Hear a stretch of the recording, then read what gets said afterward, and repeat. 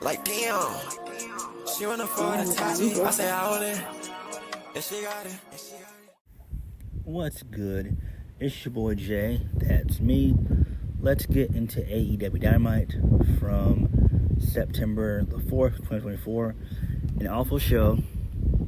I'm not going to do a review for you guys. I'm just going to talk about what happened at the start of the show and the main event. I'm not talking about the wrestling main event. I'm talking about the angle that we got to close the show. I'll just talk about those two things because the middle part of that show, it really made my blood boil, and I was seething mad. It was very frustrating and annoying to actually watch that, which I actually did, and I just do not want to go back and review it. I just don't. It was that damn awful. So I'm not going to review that. I'm just going to go over the opening segment with MJF and Daniel Garcia, as well as Hangman Adam Page burning down Swerve Strickland's house. And then, since All Out is this Saturday, we will go over the predictions for All Out. So, we kick this show off with Daniel Garcia. He says that patience is a virtue, but he's not feeling very virtuous. He wants to see MJF right now so he can break his neck. So MJF's in the crowd. He says the reason he's up there is because he doesn't want to hurt Daniel Garcia before their match on Saturday and whip his ass. He wants to wait until All Out so he can break Daniel Garcia's pencil neck. So MJF continues to make fun of Daniel Garcia, and Daniel Garcia responds by saying that MJF is fake. He says that he doesn't love AEW as much as Daniel Garcia does, and his fake leg tattoo can't prove it. I am so damn tired of these wrestlers always just using that as a crutch. Enough is enough. Who cares? That's not important. Who cares about loving AEW? Fuck that shit. It doesn't matter.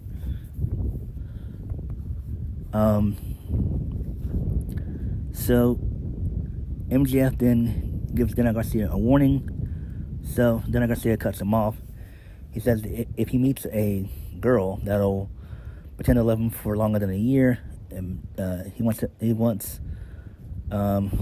two of them to get married, so that way they can have a kid. And then picking up that kid will remind him of Daniel Garcia. When that kid asked Max if he was a wrestler, MJF will have to say the truest statement he's ever made. He was, until Daniel Garcia broke his neck. So MJF responds. He remarks Daniel Garcia. He said he tried to do Daniel Garcia a favor during his match against Will Ospreay when he was attacked by Daniel Garcia.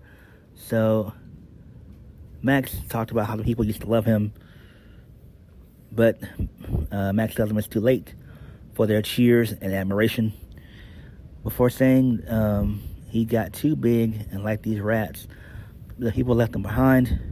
Daniel Garcia doesn't want these fans' affections because the more he succeeds, the more they will want him to fall.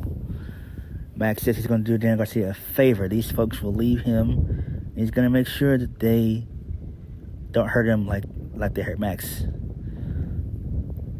So MJF responds by saying that he's going to put Daniel Garcia in a wheelchair, and then he brings up Daniel Garcia's mom, saying that she'll be the one to take care of him because she's used to lying on her back. And so this pisses off Daniel Garcia. He fights through the security up there for up in the Raptors for a brief second, and then MJF he whacks him in the head with a wine glass. He busts him open, and he gets on the mic. He's holding Daniel Garcia's bloody head. Pause. He's sitting next to Daniel Garcia. He said he thanks Garcia for waking up something in him that's been dormant for far too long. He quotes an old saying by saying that a man must go through hell to reach paradise. Max says he will send Garcia straight to paradise, and for that, Daniel Garcia can thank him later.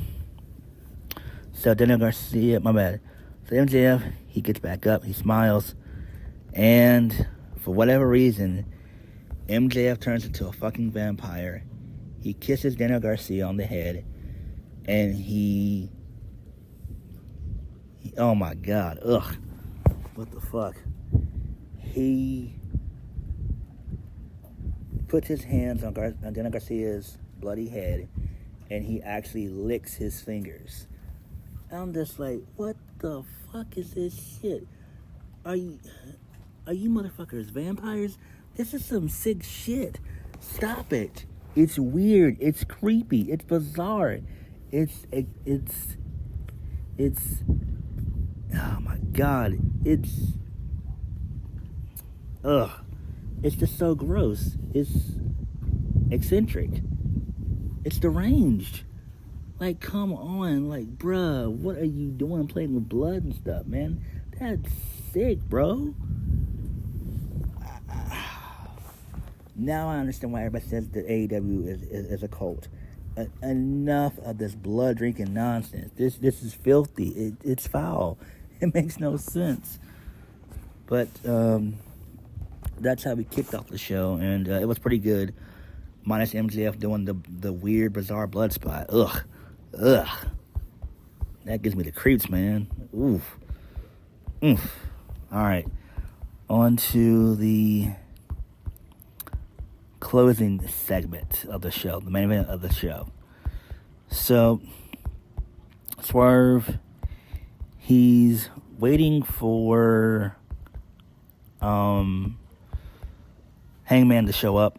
He does not. And so Hangman he's actually in the house where Swerve grew up, because Swerve was able to buy his home and everything else that he used to stay in 15, 20 years ago, or something like that, or something to that effect. So Hangman Page gets on the mic and tells Swerve that he wasn't allowed to sign up on. He wasn't about to sign off on something that they both knew what was happening, before saying that Swerve Strickland messed up before showing the world something that he loved so much, his childhood home. Hangman begins to mess with the windows. He runs down Swerve's childhood. He said that things would have been better off if Swerve Strickland had never been born. He makes fun of Swerve by saying that his father never loved him and all that, saying, that he was probably an annoying little brat growing up. For the Hangman, it's not much of a choice at all, because to him it's all the same. So Hangman says for months he wanted nothing more than to burn Swerve's world down. He takes a seat on a recliner outside the house. He said he was happy to help Swerve's championship dreams slip from his fingers. Hangman says that he hasn't already, but he should kiss his dreams goodbye, that being Swerve, being champion, goodbye, that being Swerve. Hangman Page says that Swerve Strickland will have a lot to kiss. My bad. Hangman says that Swerve will have to kiss a lot of things goodbye, and tonight he's going to help him get started as he says goodbye to Swerve's house.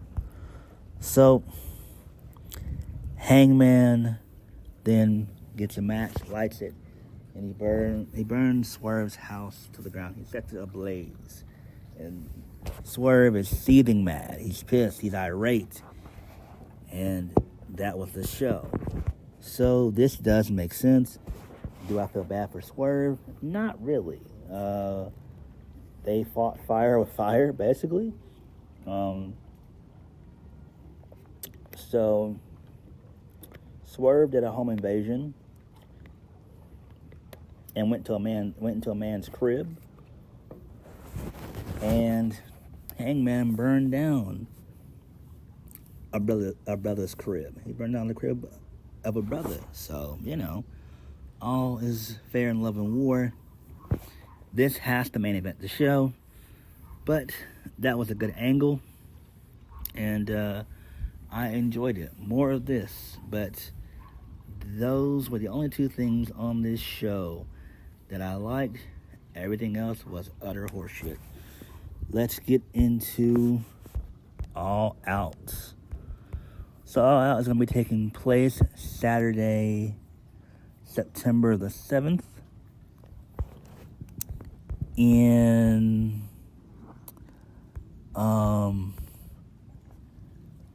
Hoffman Estates, Illinois. So it's like maybe 15, 20 minutes away from Chicago. They have, I believe, 6,000 tickets sold or close to it.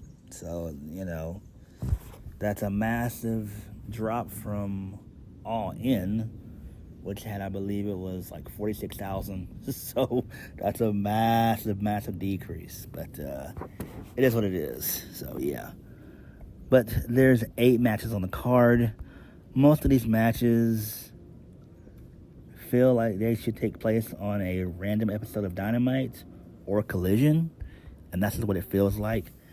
The only match I'm looking forward to, which should be the main event, is Swerve and Hangman Steel Cage. So, we got 8 matches. Will Ospreay versus Pac for the AEW International Championship. Will Ospreay will retain. Obviously, the match should be good because both guys are good work rate guys. So, that could be fun. So, that's one match I'm looking forward to. From a work rate perspective. Moving on. The Young Bucks. They're going to be taking on the Blackpool Combat Club. Claudio Castagnoli and Willa Yuta for the AEW World Tag Team Championships. The Young Bucks are going to win, obviously. Moving on. Will Nightingale versus Chris Statlander. Chicago Street Fight. Will Nightingale will probably win. Next, Kazuchika Okada. And he's going to be in a Fatal 4-Way for the AEW Continental Championship. Okada should retain. Maybe Ricochet will be there since Ricochet is not on the card.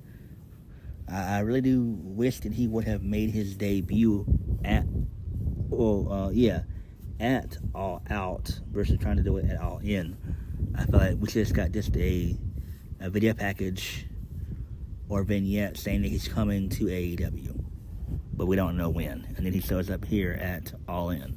That's what I would have done. But I assume Okada's going to win, and I'm hoping that Ricochet is going to be one of the guys in there, and maybe Tenosuke Takeshita is going to be in there as well. So, yeah. Moving on. Mercedes Moné versus Hikaru Shida for the AEW TBS Championship. And Camille is barred from ringside because Christopher Daniels barred her from ringside. So that's fine. That happened on the show. Mercedes is going to win this one. I like Hikaru Shida, but they've already fought before. So, yeah. Moving on. MJF versus Daniel Garcia. Daniel Garcia has to win because why? They're giving Daniel Garcia a massive push, and Garcia definitely needs this win. They have to go all in on this guy. If not, it's all for naught. It makes no sense. So just go ahead and go all in. Seriously, because they put time and effort into him being a threat and building him up as someone that you can take seriously. So I'm pretty sure MJF should be humble enough to put over Daniel Garcia, and then maybe you have Daniel Garcia go after the International Championship or go after the TNT Championship with Jungle Boy and have him be the one to defeat Jungle Boy. Moving on. Bryan Danielson versus Jack Perry for the AEW World Championship. Danielson's going to win, obviously. This should really open up the show. This should not main event, and it should not co-main event. This should just open up the show. That's what I would do. If I was booking All Out, this would be the first match that we would see. I would give these guys about 15, 20 minutes, and that's it. Main event of the evening, hopefully. It needs to be. Lights out, steel cage. Swerve Strickland versus Hangman Adam Page. Adam Page essentially has to win this. I mean, they both have done dastardly things to each other. So, it calls for it. But I am sort of kind of ready for Swerve and Hangman to kind of move on from each other. I get it's a blood feud for sure, but this has to be it. Like, there's nothing else they can do. And I know they're going to literally bring everything out, including the kitchen sink, literally, probably. So I would just have Hangman win going forward. Maybe have him go after the AEW Championship. Have him defeat Danielson. Or if they're still going to do Darby Allin and Danielson, have Hangman beat Darby. Whenever they get around to that. So, yeah, but Hangman has to win this one. He has to. So, I'm going to go over my predictions again. And Dynamite was just a shit show, as per usual. So, Will Ospreay will defeat Pac. The Young Bucks will defeat the Blackpool Combat Club. Willow Nightingale will defeat Chris Statlander. Kazuchika Okada will retain the AEW International Champion. The AEW Continental Championship. Daniel Garcia will defeat MJF. Mercedes Moné will defeat Hikaru Shida. Danielson will defeat Jack Perry. And Hangman Adam Page will defeat Swerve Strickland. So what did you guys think of Dynamite? And what are your predictions for All Out? Like, comment, subscribe. Peace.